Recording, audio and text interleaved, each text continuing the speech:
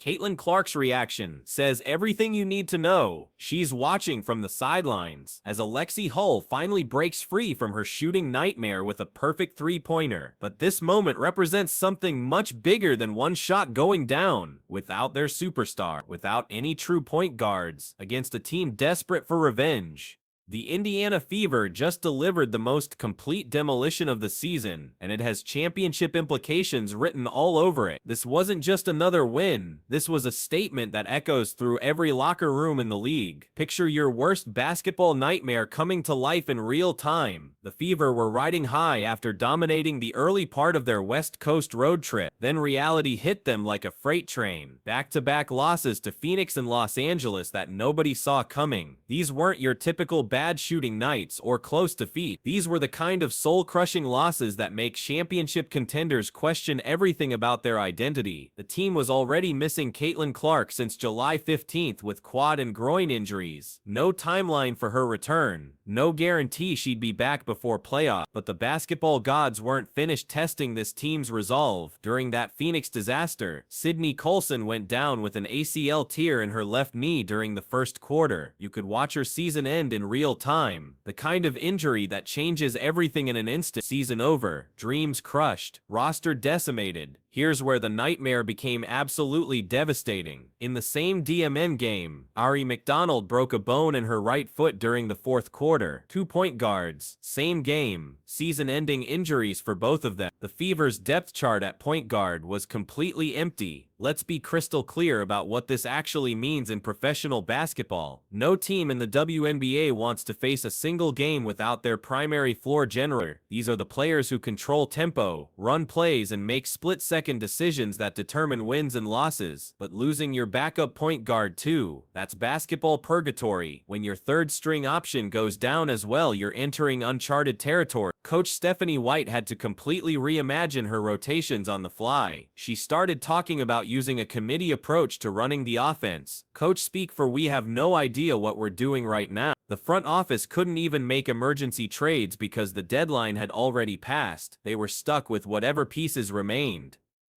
The Chicago Sky probably thought they were catching lightning in a bottle. Here was Indiana, wounded and desperate, missing their biggest star in their entire point guard rotation. The Sky had lost to the Fever in every single matchup this season. This looked like their golden opportunity for revenge. The media started questioning whether this young Fever team could handle real adversity. Fair-weather fans began jumping off the bandwagon. Critics were already writing obituaries for their playoff chances. Everything was lining up for a classic collapse story. But here's what Chicago didn't understand about this Fever squad. They've been building something deeper than individual talent all season long. This wasn't going to be another team that folds under pressure. This was about to become a masterclass in collective grit and championship DNA. The psychological warfare was already beginning. Chicago's players were talking confidently in interviews, acting like they finally had Indiana right where they wanted them. The betting lines shifted heavily toward the Sky. Everyone expected the wounded Fever to limp into this game and get picked apart. Instead, they were walking into a buzzsaw disguised as a basketball game. Alexi Hull had been trapped inside her own head for weeks, watching shot after shot clank off the rim while her confidence evaporated. This wasn't just a rough patch or a few bad games. Hull was experiencing the worst shooting slump of her professional career, the kind that makes players question everything they know about their abilities. The numbers were absolutely brutal. Hull went 2 for 25 from beyond the arc over the 2 weeks leading up to this Chicago showdown. Her mother hadn't witnessed her daughter make a single three-pointer since August 1st against Dallas. Think about that psychological weight, knowing your own family hasn't seen you succeed at the thing you do best. Hull's shooting struggles had reached painful, almost unwatchable levels. She was hesitating on shots she normally drains without thinking twice. Open looks that used to be automatic were becoming anxiety-inducing moments. Every missed attempt added another layer of pressure and self-doubt. The Phoenix game showed just how deep this mental prison had become. Hull shot 1 for 11 from the field and 0 for 8 from three-point range. 2 points total in a professional basketball game. It was arguably the worst offensive performance of her entire season, the kind of night that can shatter confidence permanently. Her teammate Kelsey Mitchell had an emotional conversation with Hull after that disaster. Mitchell looked her in the eye and told her she was going to count on what Hull brings to the table every single night. It was the kind of teammate support that defines championship cultures. Then came the moment that changed everything. Hull stepped into her first three-point attempt against Chicago with Caitlin Clark watching intently from the bench. The ball left her hands with that familiar rotation she'd been searching for. It arced through the air and swished through the net with perfect precision. Clark exploded off the sideline in pure joy, celebrating like she'd just made the shot herself. You could see the relief wash over Hull's face as 3 weeks of frustration melted away in a single moment. That shot broke the mental dam completely. Hull's confidence came flooding back as she started hunting for her next opportunity. She finished 4 of 6 from three-point range, but the statistics don't capture the real transformation happening in real time. Hull was moving without the ball again with purpose and aggression. She was making the right reads and playing with the kind of freedom that separates good players from great ones. Her plus 22 rating showed that her impact went far beyond just scoring 17 points in a season-high performance. Kelsey Mitchell had never been asked to run an entire offense before in her 7-year WNBA career. She built her reputation as a pure scorer who could fill up the stat sheet but wasn't known for setting up teammates.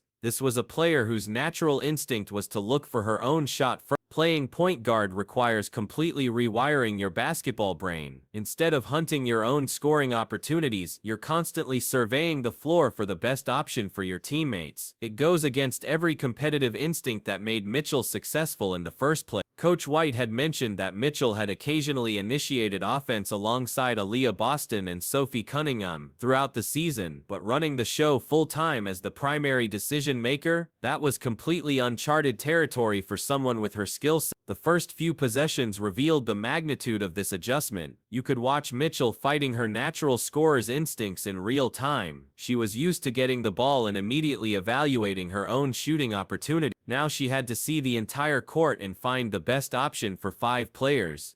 But then something remarkable clicked into place. Mitchell started seeing passing lanes she'd never noticed as a shooting guard. Her court vision opened up as she began threading passes through impossible windows. She was creating easy scoring opportunities for teammates with passes that surprised even them. The transformation was absolutely stunning to witness. Mitchell wasn't just managing the offense, she was conducting it like a seasoned floor general who'd been running point her entire career. White had talked about simplifying plays and utilizing bigger lineups, but Mitchell was making everything look effortless. Chicago's defense had no answer for this dual threat nightmare. They couldn't decide whether to prioritize stopping her shot or her pass. Every time they committed to defending one aspect of her game, she punished them with the other. When they played her for the pass, she scored. When they focused on her shooting, she found the open team. Mitchell finished the night with a season high in assists while still contributing significantly on the scoreboard. This proved that truly elite players find ways to impact winning regardless of what position they're asked to play. She had completely reinvented her game in a single night. What started as a basketball game quickly transformed into a complete demolition that reminded everyone why the Fever are playoff bound. The final score read 92-70, a 22-point blowout that wasn't even as close as the margin suggests. This marked the 4th straight victory over Chicago this season, but this wasn't about continuing a regular season streak. This was about sending an unmistakable message to every team in the league that this Fever squad is built differently than anyone expected. Chicago came into this game desperately needing a win to avoid sinking toward the bottom of the WNBA standings for the 2nd consecutive year. They thought they were catching Indiana at the perfect moment of vulnerability. Instead, they got a masterclass in team basketball that exposed every weakness in their own foundation. The Fever didn't just win this game, they dominated it from the opening tip. Every possession seemed to flow with perfect rhythm and timing. Ball movement was crisp and purposeful. Defensive rotations were seamless and aggressive.